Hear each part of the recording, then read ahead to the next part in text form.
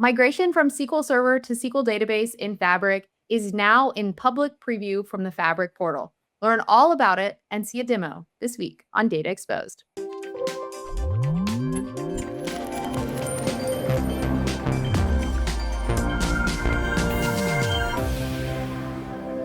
Hi, I'm Anna Hoffman, and welcome back to Data Exposed. Today, I'm joined by Neil Ball. Welcome back to Data Exposed, Neil. Today, we are talking about SQL Database in Fabric and specifically some new and exciting capabilities that you've all been asking us for since the product became available, and that is migrations to SQL Database in Fabric. So I'm excited to be here with Neil to talk about how this is now in public preview. So Neil, thanks so much again for coming on the show. Tell us a little bit more about migrations to Fabric and what the team has built.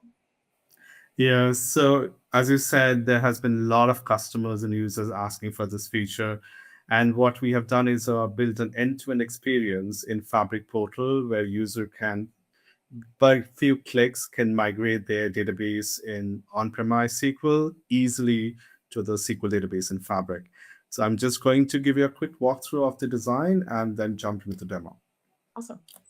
So the workflow here is like you have a SQL server, let's say SQL 2025, and you want to migrate to Fabric SQL. So what we are going to do is use logical migration where you want to move the schema first. And once you move the schema, you can go ahead and bring the data. In order to do so, we need a DAC pack of the source database. And you can create a DAC pack by connecting to SQL Server Management Studio or run SQL package.exe. And once you have the DAC pack, you can upload to the Fabric Migration Assistant. And this Fabric Migration Assistant is going to extract the schema objects like table, view, store procedures, and apply it to the SQL database in Fabric. Once the schema has moved, the next is the data. And for data, we are going to use copy job, which is available in Fabric, and you are going to connect to SQL and use the copy job, which is going to use a data gateway. So you need a machine with a data gateway installed, and it can connect to the SQL database. You can select all the tables which you want to migrate, and it can bring all the data to Fabric, and then you are good to go to kind of go live with the new data in Fabric SQL. So I have a quick demo for this. So in this demo, I have a workspace, which is Java demo, and I go ahead and click migrate. So when I go ahead and click migrate, it will give me all the options which is relevant to migrating to Fabric. And one of them, which is newly added, is SQL Server in preview. Now you go next and you select the DACPack file. So I have a DACPack, java.dacpack, and I'm going to upload this DACPack and create the schema. And before I do that, I need to provide a new database name. So I'm going to name it Java Demo Data Exposed. So this wizard is going to create the database, and then it's going to import the schema from the DACPack. So as a first step, as you see on the bottom, it's going to create the database, and then it will going to extract one object after another, and then translate that object and keep applying. Once it is applied, you can see the migration assistant on the right. And here you can go ahead and export the data so that you can go ahead and analyze offline. And also you can hover on the migrated objects and see how many objects has been converted successfully, which is 98% in this case, and the objects which needs to fix.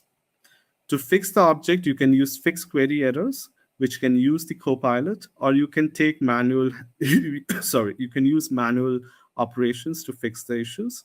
Once you have fixed the issues, you can go ahead and make a transformation for the other objects. In this case, I'm going to create the non-clustered indexes. Now, after all these operations are done, you acknowledge you have fixed the issues. Then you go ahead and prepare for copy. So you're going to disable the constraints and the indexes and all that before copying the data. Now, once the source database is ready, you go ahead and create copy job. You give a name to the copy job. In this case, I'm going to name it copy data Java data exposed, and I'm going to select the source database. So it takes few few seconds to spin up the copy wizard. And then the SQL database is a SQL Server 2025. So I'm going to give the name of the SQL Server and the database name, which is Java.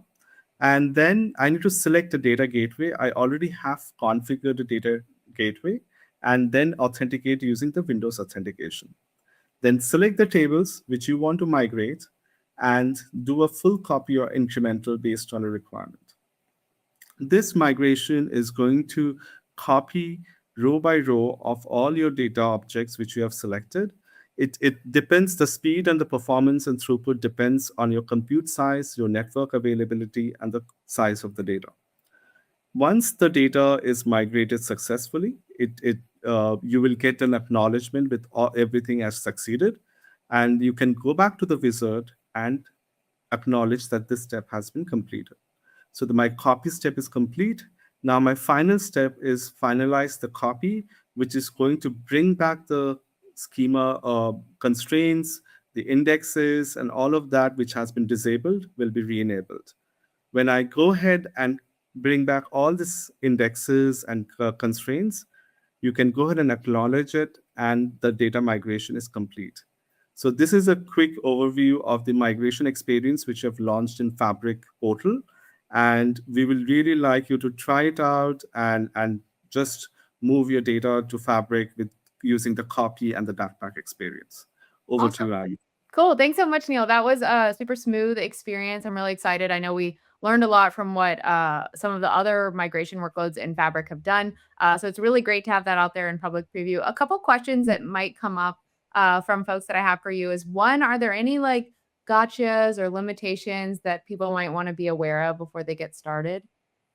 Yeah, so currently this experience supports a DACPAC file of 20 MB, and based on the kind of testing and the kind of other kind of operations we have seen, it can hold around 100K objects. So if you have a database size of 100K objects and less than 20 MB, it should work for you.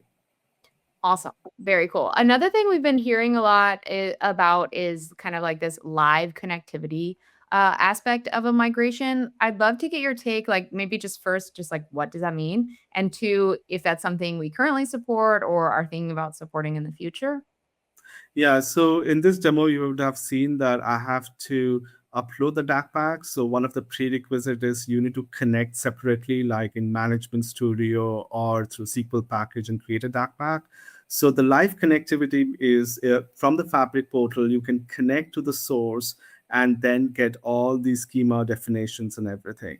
Right now, it's not available in the preview. We are actively working on it and evaluating and understanding the requirements. So yeah, watch out in the space, and we might have something come in next few quarters. Yeah. Okay, awesome. Great. So it's great to hear that this experience is available today for people to go try out. We're also already thinking about future enhancements for how we can make it easier.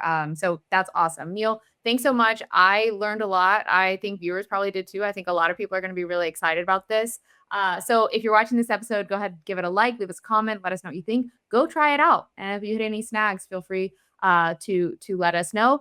And we'll put some links in the description for you to learn more. And we hope to see you next time on Data Exposed.